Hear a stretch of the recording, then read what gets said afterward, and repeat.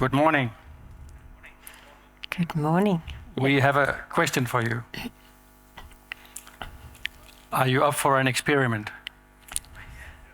Great. So I actually learned that my former colleague, and we will introduce ourselves in a second, my former colleague, Øredev, is speaking in one of the other rooms. And he's Mr. No Estimates in my head. I think he's known for a lot of other good things, but he's really sort of #No Estimates. So we are going to do this #No Slides. Okay? And the words won't disappear because it's recorded, but it also means that this will be more conversational. But let us first introduce ourselves. Yeah. Who is Iben? So I'm a researcher at the Technical University of Denmark, and my major is organization and strategy. So that's what I've been doing for 10 years now. Yeah. And my name is Morten Elvang. I have spent my life working in larger organizations. So what I really like to do is to work with a lot of people like you to do messy stuff, make it less messy and make it useful as a collaboration. These days you call people like me agile coaches, but I actually started way before that. So I'm not so tangled up in that, but a lot of people, a lot of technology that needs to get out is where I like to be. And today our topic is open strategy. We had a bit of a conversation with Martin before because in the teaser we talked about the decorating versus the native approach. So we will come a little bit back to that. Other than that, we actually wanted to take you into the topic. So we have planned like 4 steps that we will go through in a sequence. Since we do this conversational, and of course everybody cheats, so no slides, but we will keep this in a background just so you have something to look at other than us and something for the video. But we will take you through this in a conversational way. So feel free to ask anyway, anytime under the presentation. That said, do you want to? Yeah. So first I'm going to introduce you to a story of a company that I followed for 18 months during my research. And they were, what I was actually doing at that time, I was studying the strategy formulation execution gap. So why does it always fail, was my question at that time. So I went into this huge financial company who just introduced Agile. And they did that because they wanted to become more efficient. They had a very ambitious strategy, 2020 strategy, so it's some years ago. And at that time, they were really, really pressured because they needed better customer satisfaction. They needed to reduce bottlenecks in the IT department, what it was at that time. So they restructured and gave up a lot of power to the people in the teams deciding on their own now. And that was actually very beneficial for reducing bottlenecks.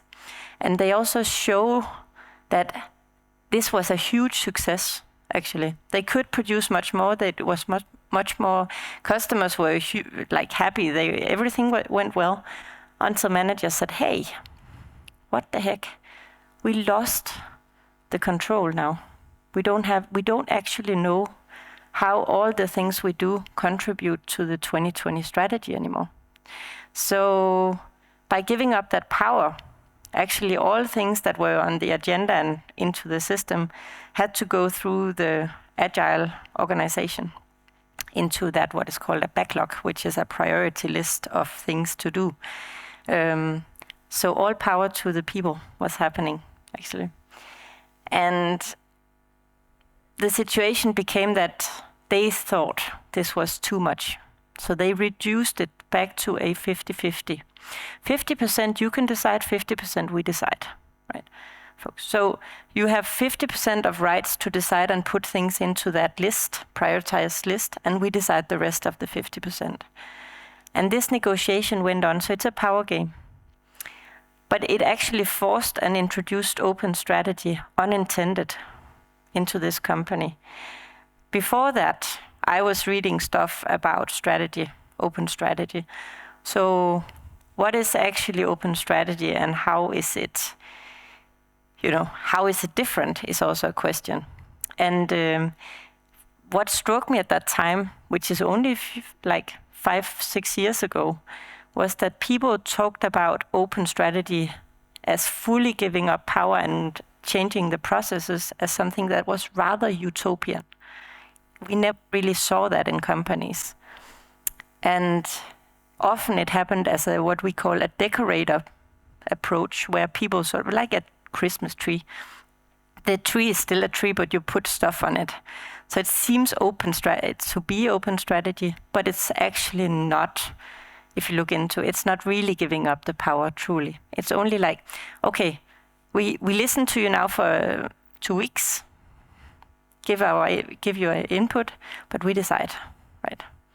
So when you look into the processes and really giving up power, this is where it becomes more than a decorator approach.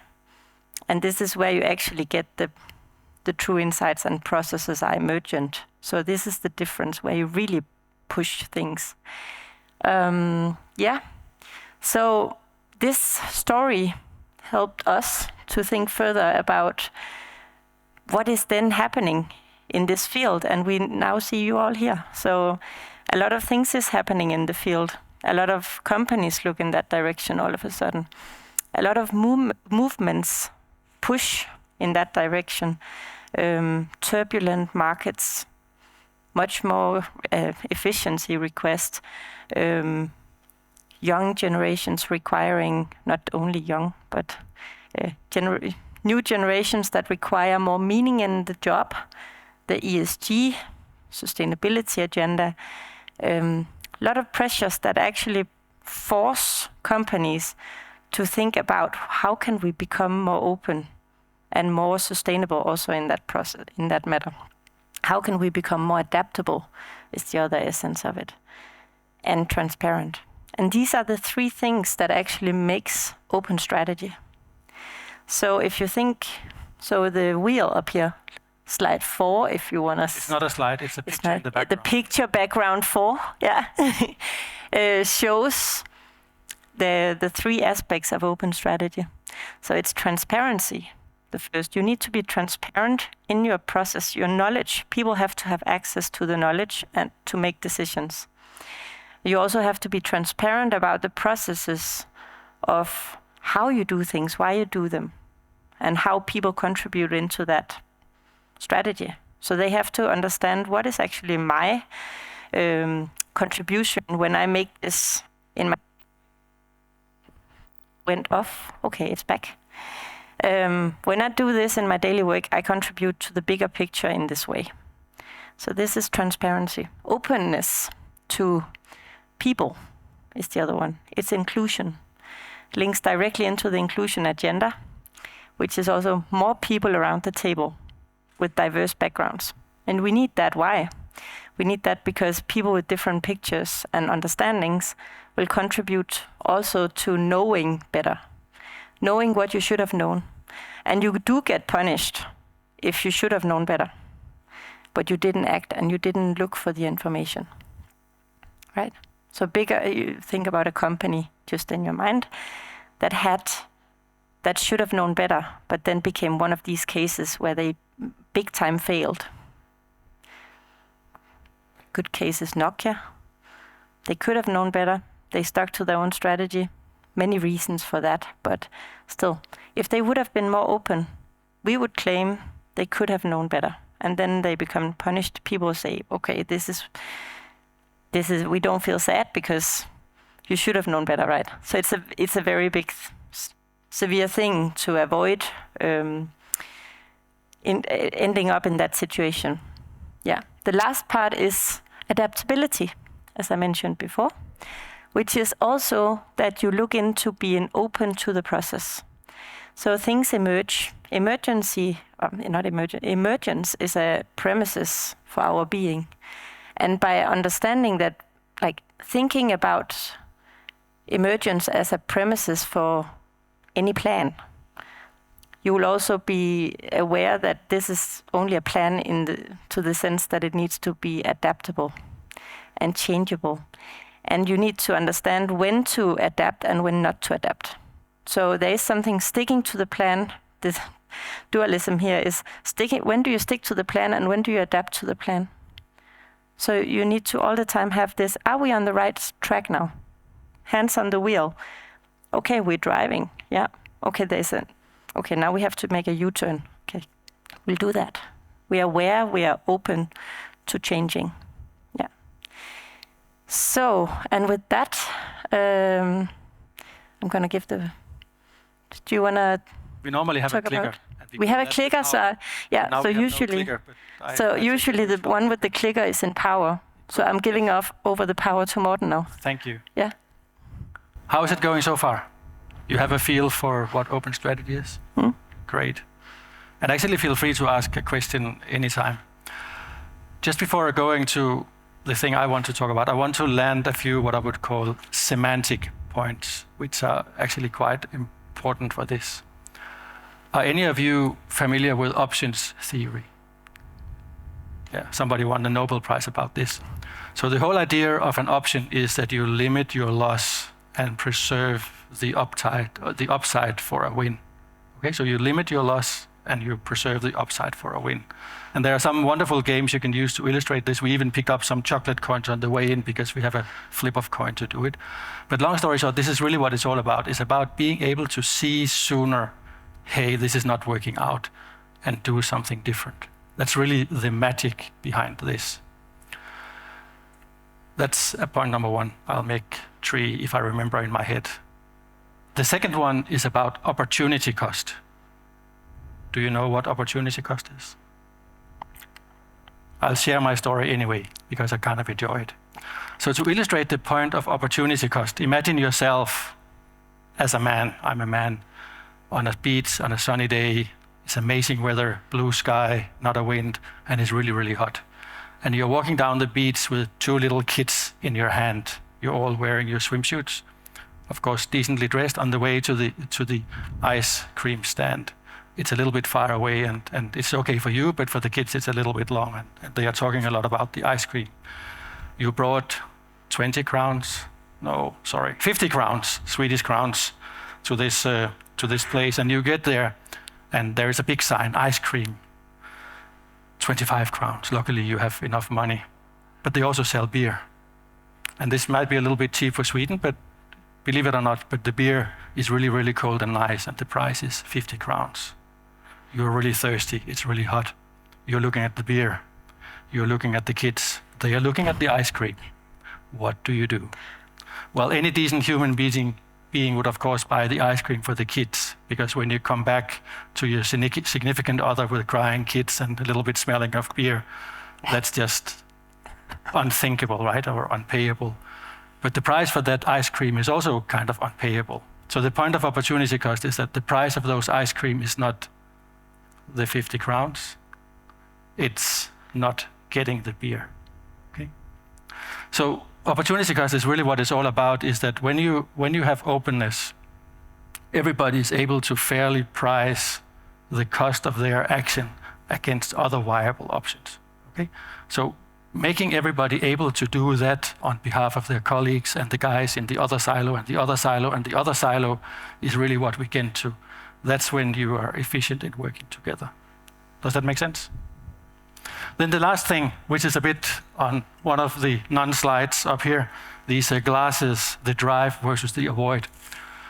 So really the reason why we need openness is not because of democracy. Of course, that's kind of nice, but it's actually one of the things that a little bit prevent us to go in this direction. It's a big myth. So openness and democracy has an intersect, but they are literally different things. What we really want to do is to avoid the worst possible outcomes. And it's been quite well documented recently by a Danish professor from Oxford, Bent Fluber. He wrote a book, the result of his lifetime work with mega projects, that's called How Big Things Get Done. And if you haven't picked it up yet, please do. It's really, really readable. And what he argues is that people tend to underestimate the risk of things going wrong. So where you normally have like a normal distribution with a thin tail and quite weird, strange options out there in the corners, actually you have what he names a fat tail distribution. And it's a significant part of the larger IT projects that end up there. And once you are in that zone, there is no upper limit to how bad it can go. And that's what we tend to get wrong.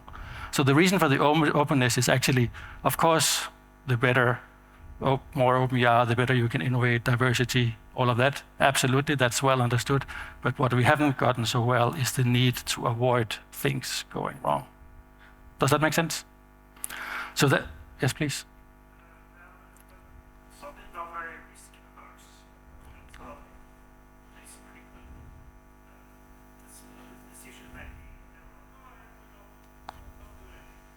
Oh, that's actually an excellent point, because so I'm getting to that now. But I just wanted to really sort of nail these three things because they are behind the scenes and it's important for us to understand. What you talk about now is actually what I'm getting to, is that how do you get out of this? And if you have ever been in a big bank, which I have, no names mentioned, then these guys are a little bit risk averse, right? It's not in the nature. They like to play it safe.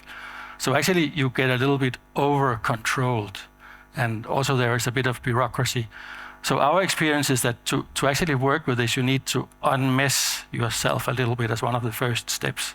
One of the things you might also have experienced is that if everything is a mess and nobody really knows what's going on, and the bosses are crazily frustrated, lacking transparency, then trick number one in the hat of magic tricks is let's prioritize.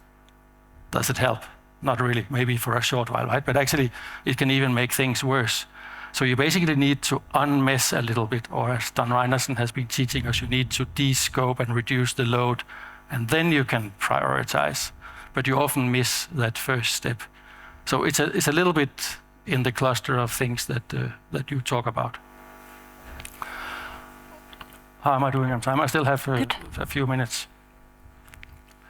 Then how to get this going? So what we have learned over the years, because I have been working a lot with large technology teams, and I learned a way to make people work together. So what in that sense really has been changing is that open strategy, quite well known, the stuff I have been doing, quite well known, but it's becoming more important. Like Iben was describing, the speed in the world is bigger, people get frustrated, etc. And there's just something happening at the moment that cannot go on. And some of the things we learned about open strategy and how to work better together actually works quite well as an antidote to that. So what we have learned is that if you not reorganizing, not reinventing, not anything else, but if you look at what you're doing, unmess it a little bit, crank down on the bureaucracy, and then you start to look at yourself in three collaborations. In terms of complexity theory, if any of you ever came across Dave Snowden and heard some of his recent speeches, you would hear him talk about descaling, decomposing, recombining, which is a big thing. And this is what you do. You look at yourself, you say, what are the useful pieces we do? How can we pick up the pieces of the strategy conversation or the portfolio conversation and have one overarching conversation to guide them all? And that turns into three collaborations. One that's focusing on keeping an eye on where are we going. Another one, which is really needed in many places, is checking, do we have the muscles to carry the ambition we set up for ourselves? Do we really have the team to do this? Whether it's 7 or 700, it's still a relevant question. Or should we reduce our ambition or exercise our muscles to get in a better balance? Then the middle one is the dynamic part. Donella Meadows many years ago talked about the dance of complexity. This is actually the dance between the strategy and the execution, where you're going versus where you're getting. And you can course correct in both dimensions.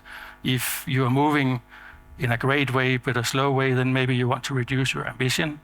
If you are somehow getting a little bit off track, maybe you want to course correct to better get in the direction of your ambition.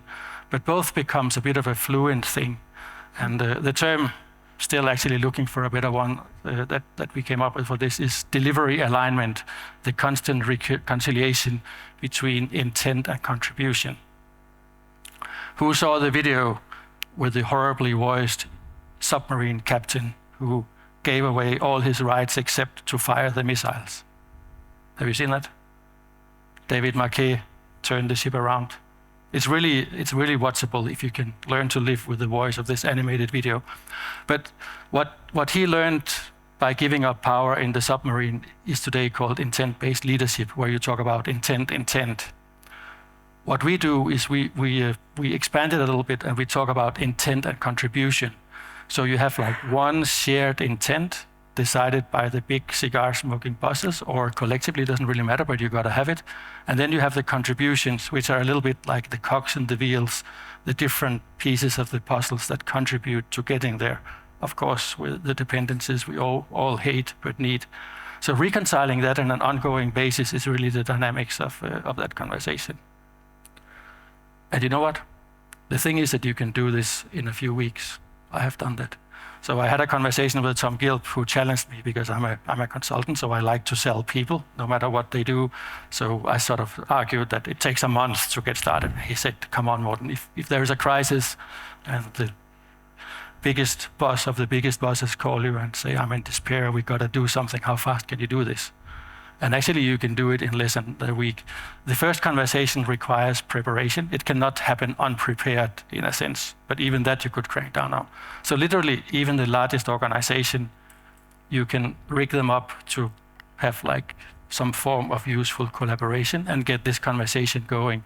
And that's how you would bootstrap the other collaboration. So you say, once you have had the first conversation, which is actually a bit like a PI planning from the Scaled Agile framework. Have any of you been in a PI planning? Yes, you have. I know that, right? Because it's not all 2023.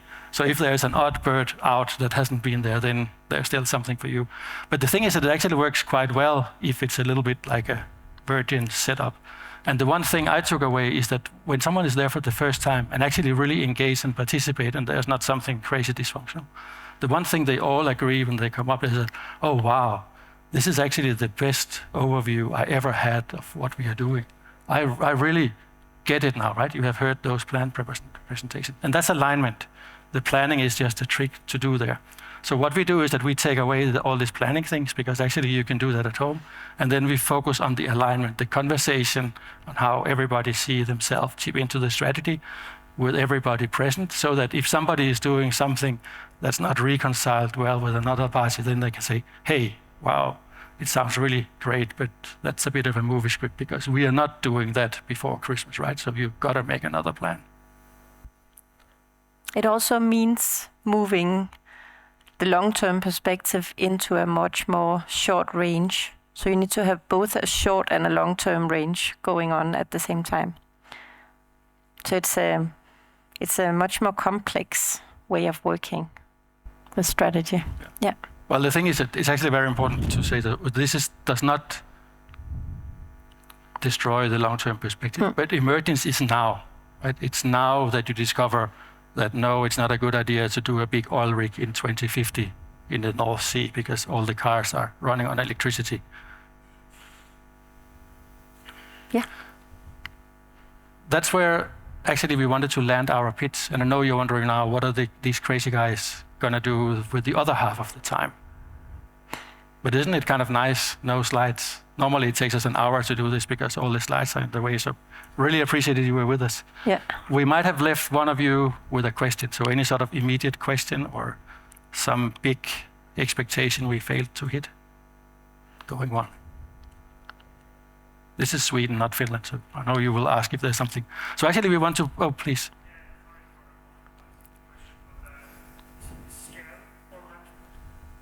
Yeah. Oh, that's another super good point. Maybe you want to answer. Yeah, it is scary. And that's why in that case, in the story I started with, they end up also rolling part of it back. So it's also letting go of some of the control and accepting that things are emergent. You are in emergence. So you can't control everything. But you, of course, companies have stakeholders to a very large extent, many of them, right, in different degrees. So public have one kind and private have maybe stock markets or other things, right?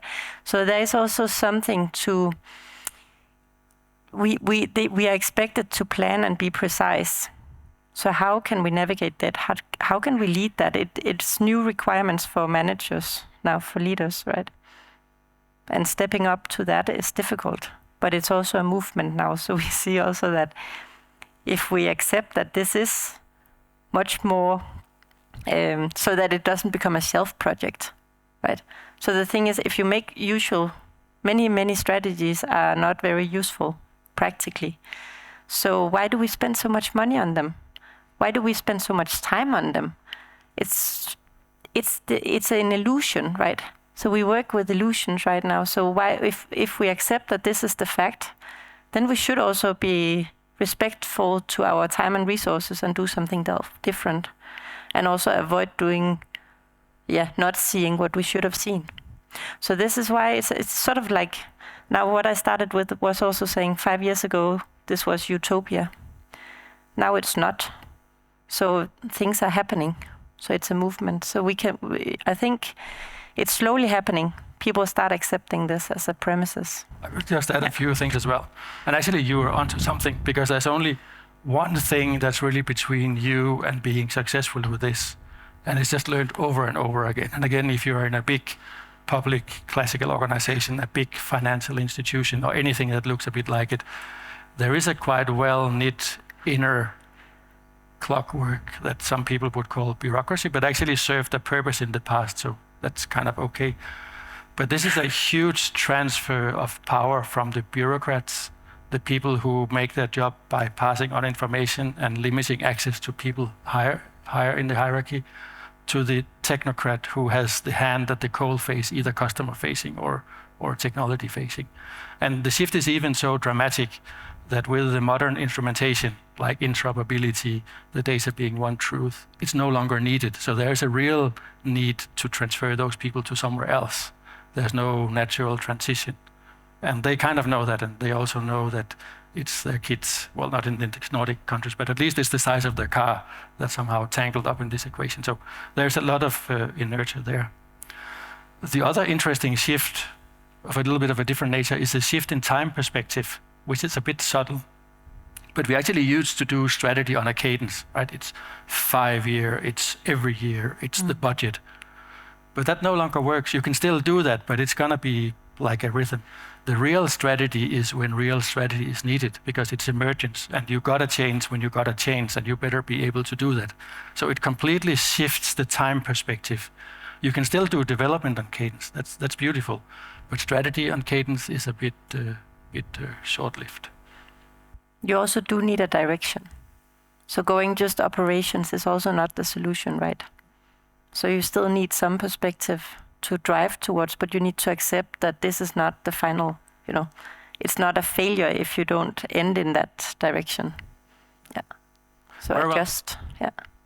We wanted to cheat and pass it on to you. So actually what we wanted to do is to do this famous, please discuss with each other, and then let's talk about what you talk about. Because we have a little bit of time, and it might help tease out another perspective, or if there was a question you didn't ask, you can ask it with the friendly people around you. So please team up in this room, 2, 3, 4 people, what is natural, don't leave anyone behind. And just for a few minutes, I think we could even do, let's be brave and say 5-ish minutes, is that okay? Just discuss with each other, and we are here so you can come and speak with us as well. Maybe our friend at the technology. Sorry, I forgot to ask, what is your name? Matthias. Maybe Matthias can close the microphones during that part. So 5 minutes, and then we have 5 minutes to wrap up, and we'll get out of here in a decent way. So please group any way you want, talk with each other about this, ask your curious questions, share your experience. The final thing I wanted to give you away with is that I love to ask people, how is it going with your strategy? We would have done that today with you as well. But one thing we do is to ask people numbers. How proud are you of your strategy process on a range from 0 to 10? And 90% of people give numbers below 5. That's the state of strategy and strategy process today. Please talk about it, 5 minutes. If you want to sneak out, that's okay too. We can leave in open space. But for those who stay behind, let's talk about what you talked about. Please close microphones. It feels like time is running faster in Sweden.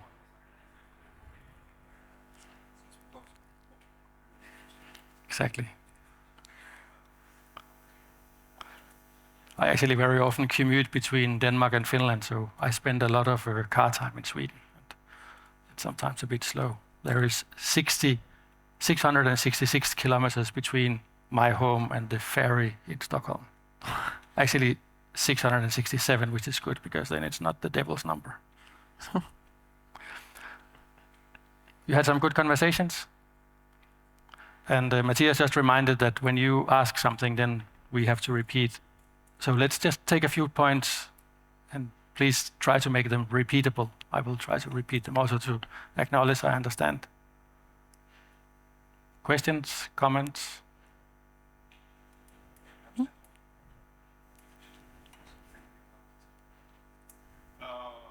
We at our company, we represent Korea.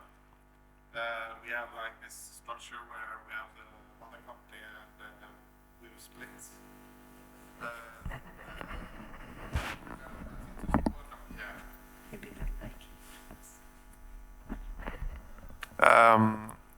Thank you. So we're at Togia. We have like this big mother company, and then we have split our other departments and domains into smaller companies, and we have and in these smaller companies we have more decision power for our area where we do our development. So in part we have quite open in our small companies, but we also have like we use the same platform to deploy it. Like, so we have like all these companies build like Lego bricks, and we try to deploy it in the same. So yeah, it needs to be like a balance, I think. Yeah, between because we might sometimes need more a collaborative focus on where we're going. Yeah. No, it's a perfectly good example. So you can say you actually have some choices in that situation, and I don't know. So you can decide that each little company has its own portfolio and can really be autonomous, and then you a little bit have this what I call the family beauty. So one of my daughters gave the other daughter a frame where it said, "I smile because you're my sister, and I laugh because there's nothing you can do about it." So you have this family relationship in a platform. So I think you can bring these ideas really to utility if you look into it. So you talk about what you need to talk about and not what you don't. Yes. Thank you. What about over here? Good. Hello. The easiest way to test it is like this. It's okay. Oh, it's okay. Thank you. We talked about a bit about direction, strategy. You mentioned direction at the end, and we talked about if the strategy is open, it might get too reactive. So you still need that direction to not become second in your business. Yes. And we also talked about if the strategy is open and ever changing, you have a new sort of like a problem to spread that ever changing strategy within the organization. You need to communicate it constantly. No, you're spot on with both of those. Thanks. Is it okay I respond? We are. Of course. I didn't do it. We Okay. did. No, so well, you is also all of you. Yeah, thank you. So in that sense, that the thing with democratization is that it also gravitates towards detail. So you might miss the big steps, and then exactly when you change something, you need to effectively communicate. So that's actually why you need the coherence and the cohesion. In Danish, it's sammenhængskraft. It's 19 different words in English, and nobody really gets every single of them. But you got to find a way to stay together, have this togetherness in your direction. So, absolutely. 2 more minutes? Or one more question, and then we wrap up. I don't know if you want to... No? No, that's okay. It's okay if you don't want to, but just want to offer. Yeah? No, we talked about the gap between the strategy that is set of the management and that is not communicated down to us working that are going to implement the strategy. Yeah. The gap there. Yeah. And also about that we wanted to know more about this open strategy, and it's to know more. Yeah. Thank you. Good. Well, thank you so much.